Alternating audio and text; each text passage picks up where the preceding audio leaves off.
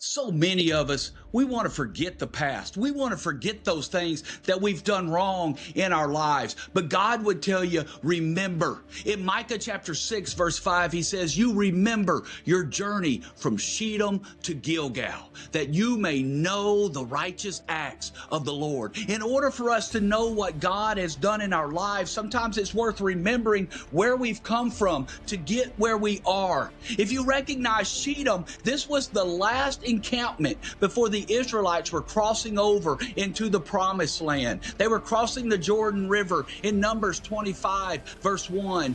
Gilgal was that first stop after crossing the Jordan into the promised land. So after 40 years of wandering around in the wilderness, they have landed in an encampment called Shittim.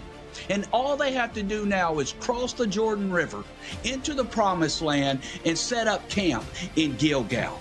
Will they do it?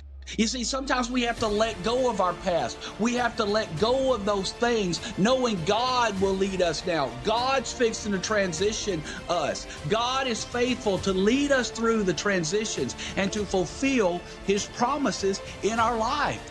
That's what we have to remember, that God will do that. We have to remember His righteous acts. At the beginning of Micah 6, He says, my people, you remember what Balak, king of Moab, plotted and what Balaam, son of Beor, answered.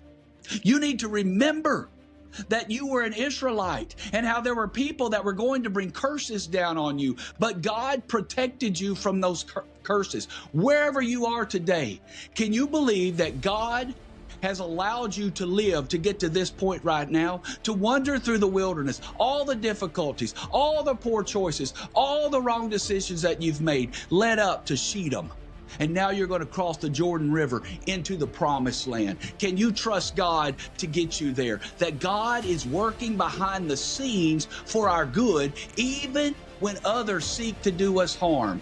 You see, we need to recognize the danger of sin and that call to holiness. See, Shittim was where Israel fell into sin with the Moabite women and idolatry. And we could all remember times in our life when we were living in sin. And Gilgal was where they sought that protection from God, where they built the altar and they were working toward having that new relationship with God. So we need to trust God in the uncertainty of our journey, that when we get up every day, we need to remember where we came from and where we're headed to, where we're going, and that God has us, that He can get us through that day.